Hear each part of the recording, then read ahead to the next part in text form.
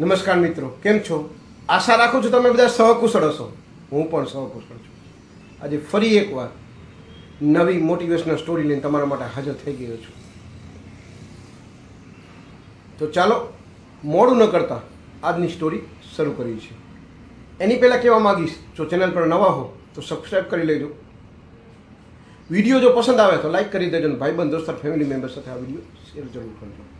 તો ચાલો મોડું ન કરતા આજની સ્ટોરી શરૂ કરીએ છીએ. આજની સ્ટોરી છે સાહેબ તમને રાજુ કલાકાર, રાજુ ભટ્ટ, જે સોશિયલ મીડિયા ઉપર બહુ જ વાયરલ છે.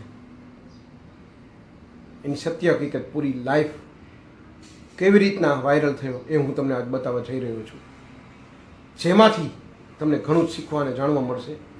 ને ખાસ કરીને કે તમે તમારામાં જો ટેલેન્ટ છે ને તો તમે આજકાલ કોઈના મોહતાજ નથી. કારણ કે સોશિયલ મીડિયા એટલી તાકાત બની ગઈ છે કે સોશિયલ મીડિયા રાતોરાત ગમે તે વ્યક્તિને સ્ટાર બનાવી શકે છે કે જો તમારામાં ટેલેન્ટ હોય તો. એવી જ સ્ટોરી છે આજ રાજુ કલાકારની. રાજુ કલાકાર મૂળ રાજસ્થાનનો છે પણ અત્યારે સુરત રહે છે. સુરત આ સ્ટોરી છે રાજુ કલાકારની, એ મેં સોશિયલ મીડિયામાં સાંભળેલી છે, વિડીયો જોયેલા છે, એના ઉપર આધારિત છે. અને મને જેટલું જાણવા મળ્યું છે એ મારા શબ્દમાં હું તમને વર્ણવવાની કોશિશ કરું છું. રાજુ કલાકાર રાજસ્થાનનો છે ને અત્યારે સુરતમાં રહે છે. એ એની વાઈફને તેડવા ગયો હતો પિયરમાં, પણ વાઈફ કોઈ કારણોસર આવી નહીં. નાનો મોટો કંઈક ઝઘડો હશે, ખબર નહીં. એટલે રાજુ કલાકાર ઉદાસ હતો. એના સાસરીમાંથી પાછો આવતો એ પણ ઉદાસ હતો. અને એ દરમિયાન એનો એક મિત્ર છે રાજન કાલી કરી, જે સોશિયલ મીડિયામાં ઘણો જ એક્ટિવ છે અને 1 લાખ ઉપર એને પણ સબસ્ક્રાઈબર છે. એ પણ ઉદાસ હતો. એટલે રાજુ ગીતો ગાતો હતો કે રાજુ આજ કંઈક સારું ગીત સંભળાવી દે, ગમનું. કે રાજુ પણ ગમમાં હતો અને રાજન કાલી કરીને છે એનો મિત્ર, એ પણ સેડ હતો, દુઃખી હતો. 3-4 મિત્રો ભેગા થયા અને ત્યારે રાજુ પાસે તો કંઈ ઇન્સ્ટ્રુમેન્ટ હતું નહીં, એટલે 2 પથ્થરના ટુકડા તૂટેલા લીધા અને ગીત દિલ પે ચડાઈ છુરિયા ગાયું. એ દરમિયાન જે રાજન કાલી છે એણે એનો વિડીયો બનાવ્યો છે.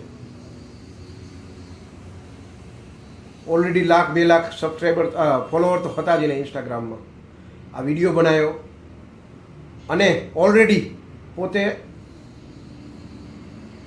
દુઃખમાં હતો. રાજુ ટેન્શનમાં હતો.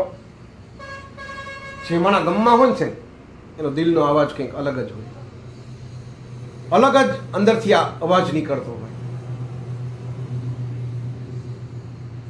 જેનું દિલ તૂટેલું હોય છે અને એને તમે સોંગ, સારો સિંગર હોય ને આપો ને, એ જે ગાય અને નોર્મલ અવસ્થામાં જે ગાય ને એ હાથી ઘોડાનો ફરક પડે. એટલે રાજુ કલાકારે દિલ પે ચલાઈ છુરિયા સોંગ ગાયું, કારણ કે ત્યારે તે પણ ગમમાં હતો.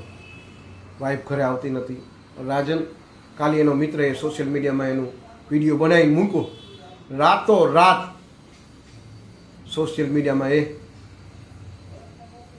126 મિલિયન છે વ્યૂ આવેલા છે. તો વિચાર તો કરો. સવારે રાજન કાલી ફટાફટ દોડતો એના મિત્ર પાસે ગયો કે તું તો યાર સ્ટાર બની ગયો, શું વાત કરીશ. કે એ પછી પણ રાજન કાલીએ 2-4 વિડીયો બનાવ્યા ને એ પણ વાયરલ થઈ ગયા. અત્યારે સોશિયલ મીડિયાના માધ્યમથી તમે જુઓ કેટલા બધા લોકો દિલ પે ચલાઈ છુરિયા એના પર રીલ્સ બનાવે છે, વિડીયો બનાવે છે. મોટા મોટા સ્ટાર, સોનુ નિગમે ગાવેલું આ ગીત બેવફા સનમનું, સોનુ નિગમ સાહેબે પણ આને લઈને બેવફા સનમનું ગીત જે અત્યારે દિલ પે ચલાઈ છુરિયા છે એનું રીમેક બનાવ્યું રાજુ કલાકારને લઈને. અત્યારે જ્યાં પણ રાજુ જાય છે એ એક સેલ્ફી કરીને ઘણા બધા પ્રમોશન પણ મળી રહે. રાજન કાલી કરીને જે દોસ્ત છે એ એનું પર્સનલ એકાઉન્ટ પણ બનાવી દીધું અને લાજુ કલાકારના અત્યારે 1 લાખથી ઉપર ફોલોવર થઈ ગયા છે ઇન્સ્ટાગ્રામ ઉપર. જો તમારામાં ટેલેન્ટ હોય ને, પહેલાં શું હતું કે તમને સ્ટેજ નહોતું મળતું, હવે સોશિયલ મીડિયાનું એવું સ્ટેજ છે ને કે કોઈ પણ વ્યક્તિની તમારે જરૂર નથી. એક ખાલી સારો ફોન અને સારી ક્વોલિટીવાળો હોય કે તમે રાત સ્ટાર બની જાઓ. પણ શરત એક જ છે કે તમારામાં ટેલેન્ટ હોવું જોઈએ છે. ઘણા બધા સ્ટાર અત્યારે એક નાના એવા પથ્થરથી લઈને એક ગીત ઉપર રીલ બનાવે છે, પણ રાજુ જેવું ટેલેન્ટ તો ના જ નીકળે સાહેબ.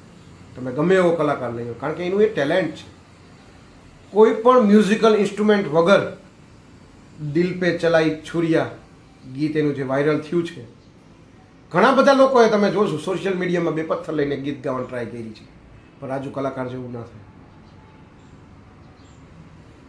કારણ કે જેનામાં ટેલેન્ટ હોય છે એની કોપી થાય, પણ એના જેવું તો નો જ થાય છે. એટલે રાજુ કલાકારની તમે સ્ટોરી જુઓ તો ઘણી જ પ્રેરણાદાયક છે, મોટિવેશન લેવા જેવું છે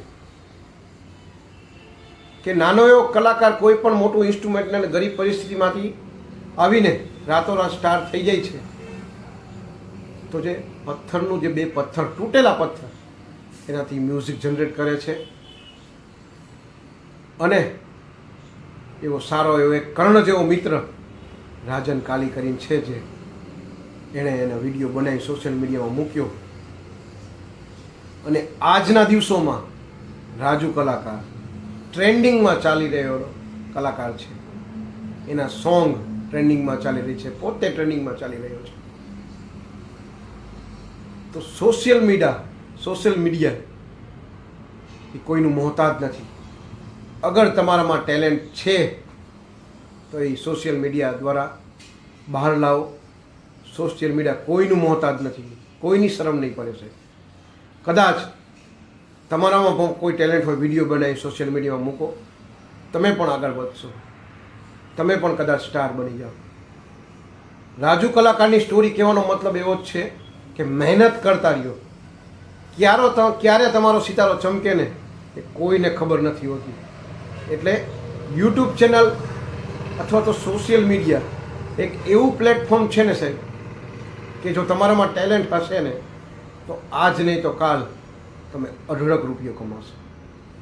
તો આ વિડીયોના માધ્યમથી જો તમારામાં કંઈ પણ ટેલેન્ટ છે તો યુટ્યુબ ઉપર ચેનલ બનાવો, ફેસબુક પર બનાવો, ઇન્સ્ટાગ્રામ ઉપર બનાવો, એના ઉપર વિડીયો અપલોડ કરો. જો તમારું ટેલેન્ટ પબ્લિકને પસંદ આવશે તો તમે ઘણા બધા લાખો રૂપિયામાં કમાવા મળશો. હું એમ નથી કહેતો કામ ધંધો મૂકી અને તમારા પાર્ટ ટાઈમ કરો છે. જ્યાં સુધી તમને ઇન્કમ જનરેટ ન થાય ત્યાં સુધી એટલો બધો ખર્ચો ના કરો. સારો એક ફોન લઈ લ્યો અને 500-700 રૂપિયાનું સ્પીકર લઈ લ્યો, પોતાનું એકાઉન્ટ બનાવો. તમારામાં જે પણ ટેલેન્ટ છે 1 દિવસ 2 દિવસ 5 દિવસે જે પણ વિડીયો નાખતા રહો, રીલ્સ નાખતા રહ્યો. કદાચ તમે પણ તમારું જો સાચું ટેલેન્ટ હશે તમારા પણ વિડીયોમાં વ્યૂ આવશે અને તમારી પણ ઇન્કમ જનરેટ થશે. તો આ રાજુ કલાકારની સ્ટોરી તમને કેવી લાગી? જો ગમી હોય કોમેન્ટ સેક્શનમાં કોમેન્ટ કરજો. વિડીયો જો પસંદ આવ્યો હોય તો વિડીયોને એક લાઇક કરી દેજો. ચેનલ પર નવા હો તો સબસ્ક્રાઈબ કરી લેજો. આ વિડીયો ભાઈબંધ, દોસ્તાર, ફેમિલી મેમ્બર સાથે શેર કરજો. જેનામાં પણ કંઈ ટેલેન્ટ છે પણ એ અત્યાર સુધી સોશિયલ મીડિયામાં નથી, તો એને ખબર ના પડતી, તો સોશિયલ મીડિયામાં આજુબાજુ જે પણ મિત્રો એને કહેજો કે મારું સોશિયલ મીડિયામાં એકાઉન્ટ બનાવી દઈએ, ઇન્સ્ટાગ્રામમાં, ફેસબુકમાં, યુટ્યુબમાં, અને વિડીયો અપલોડ કરવાનું મને થોડુંક શીખવાડી દઈએ. કદાચ તમારી એક નાની એવી મદદ રાજન કાલી જેવા મિત્ર જો તમને કોઈ મળી જાય, નાની એવી મદદથી કોઈની લાઈફ ચેન્જ થઈ શકે છે. તો આજ માટે આટલું જ. જય હિન્દ, વંદે માતરમ.